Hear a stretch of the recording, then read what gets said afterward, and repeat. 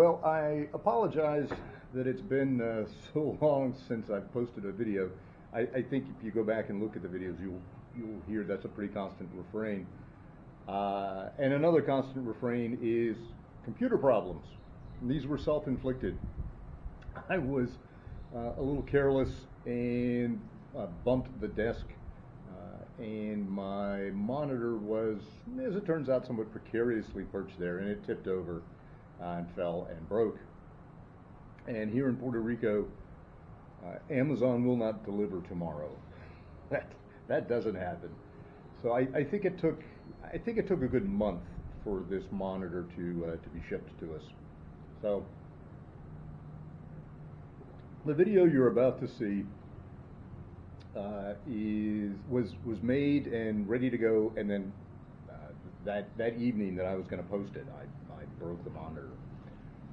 So you know, we had a problem, but as you'll see, it's kind of the least of our problems lately.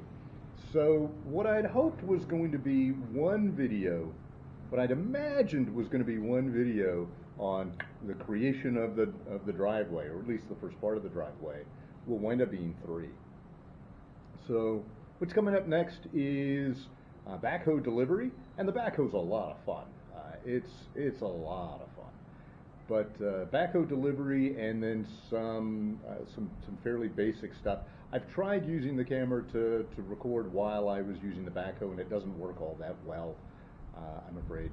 But you'll get something of an idea of the challenges that we're facing as we're trying to just gain access to our property. So I hope you enjoy.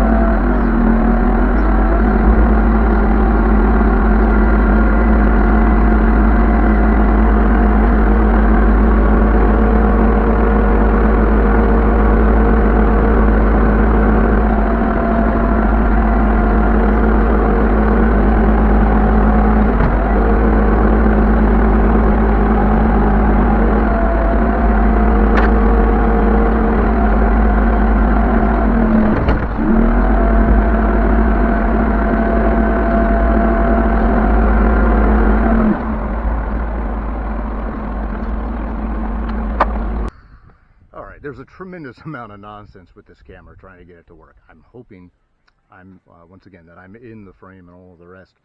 Standing on the road here with what will be our driveway behind us, and I'm going to turn around and talk to you from behind the camera now. All right, I'm hoping this is going to be a little easier to work with. So you get I guess from the side here and over to our right, over here, some idea of what we had. It was actually a pretty steep entrance here, and I used the backhoe to cut a lot of this dirt out. There's a big dirt pile here, just so that we're able to, well, to get into what will be our driveway. All right. The line here, there's actually a galvanized post on the ground there. That was the stake set by the surveyors, and I'm afraid I nicked it. So I found this pipe and drove that into the ground instead. And this, what I'm using is orange twine. I've used it here and you know, on the land itself. So this is just our driveway access to get us back to the land. But from this orange yarn over to the fence, which is through all of that crap, is our driveway. And I'm trying to cut the driveway as close to this line as possible,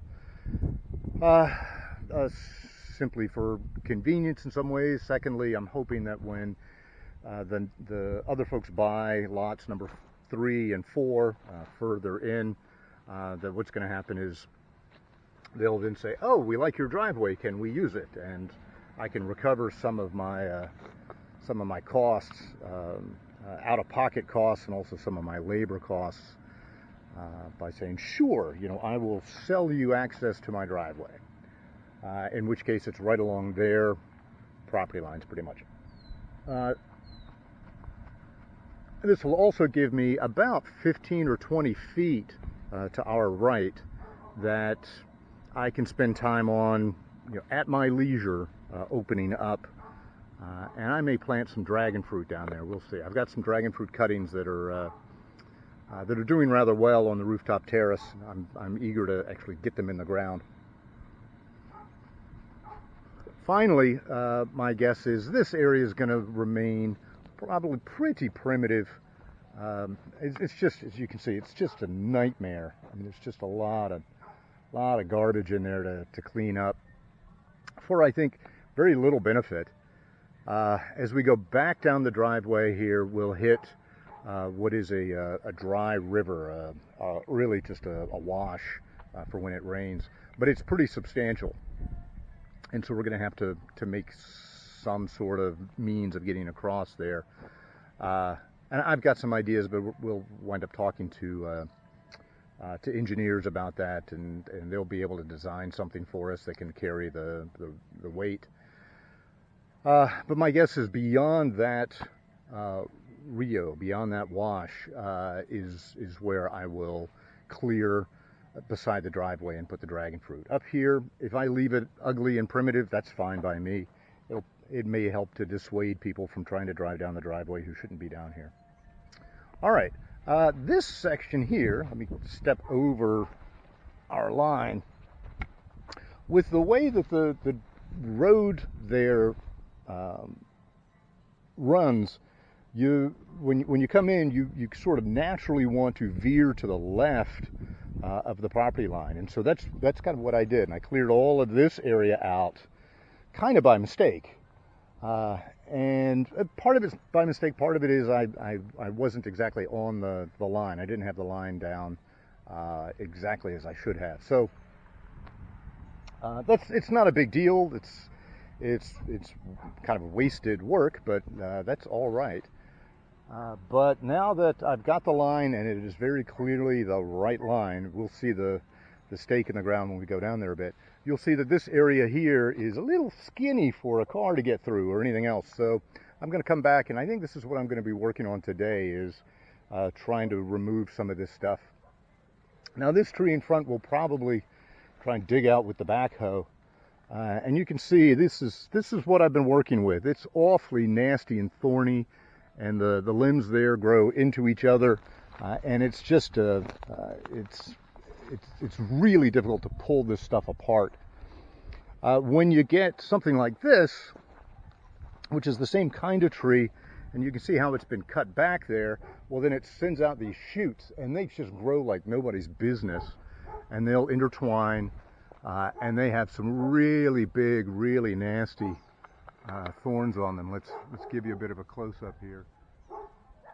So that's just been kind of ripping me apart while I've been working on all of this. And so today is quality time with a chainsaw, and I'm going to be trying to cut a lot of this crap out of here, and then ultimately cutting that stump out. So just opening this area up. Let's walk on back to the digger.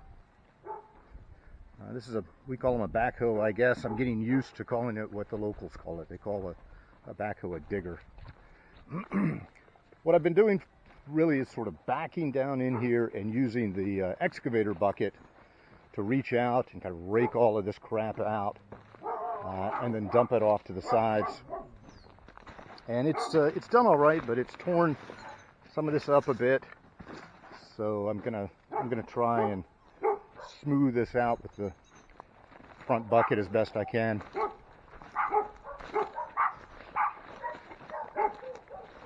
So here we are back here at the digger, and that's kind of shut down state where the front bucket is in a bit. The neighbors just tossed all their trash here for a while, which is unfortunate. We'll clean it up after a bit. Bucket's open and outriggers are down. So I'll set up the camera and we'll work on those, sorry about the dogs. I'll set up the camera and we'll work on those trees. But that's kind of how the work is going. Cutting through all of this mess, making a path on out back towards that dry wash.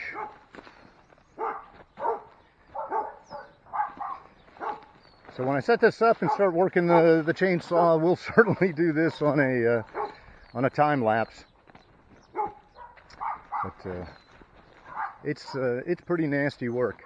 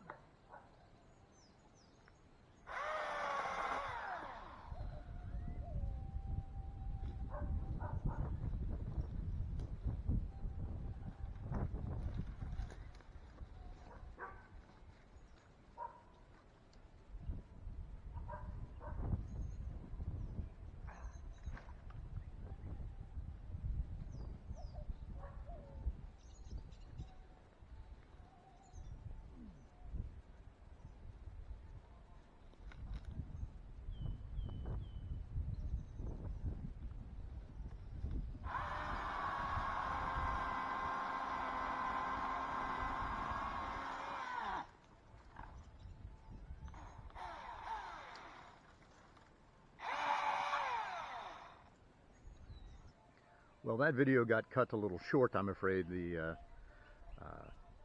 memory card in the camera filled up. So, but no big deal. I mean, you get some idea of what's going on, at least with the first tree behind me. The second one was a bit more entertaining, perhaps. So, basic stump, and then the shoots coming up out of that all tangled up, and I was able to kind of get in there with the chainsaw, and I cut the first one out and it just hung there, cut the second one out, just hung there, the third one out, just hung there, and I thought, well, this is going to be bad. So I figured, well, I'll keep cutting them, and if I can cut them all out, great, and then I'll get the excavator and pick them all up and swing them over the property line here and dispose of them that way. So let me show you the cuts. What happened is I cut them all, and as I put the saw away, they began to lean a little bit, and then down they came nice and slowly. It was really nice, really pretty, and I didn't get cut up too badly, so that worked out all right.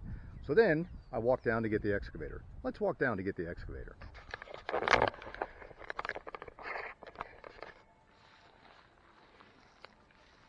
All right, and there's that mess. You can see I kind of gave it a haircut, but the excavator should make short work of that. Little bucket there, excavator bucket, should pick it all up. So down we go.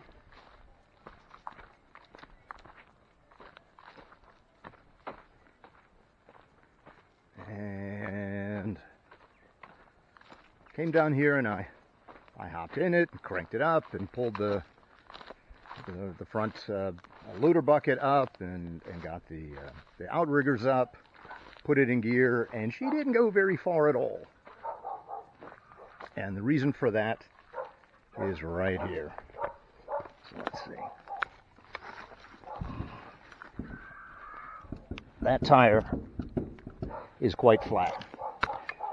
And the tires, like my shoes, picked up these thorns, and I watched it as that was happening, and I was afraid that we were going to get, one of those really big thorns of an inch and a half, 2 inches or so. There's an inner tube in here, and one of these guys got in there and punctured the inner tube. So, nice thing about a backhoe is it's easy to jack the thing up. You just, in this case, drive the loader bucket down, and it pops right up. And I've got an cordless impact driver, so I should be able to pull those lug nuts off, but I don't know what size they are. So I've got some calipers, and I'm going to measure these lug nuts, and then I'm going to go find a impact socket for it, and pull this thing off, roll it out, put it in the Tesla, and then take it to get a new tube put in it, and we should be back in business.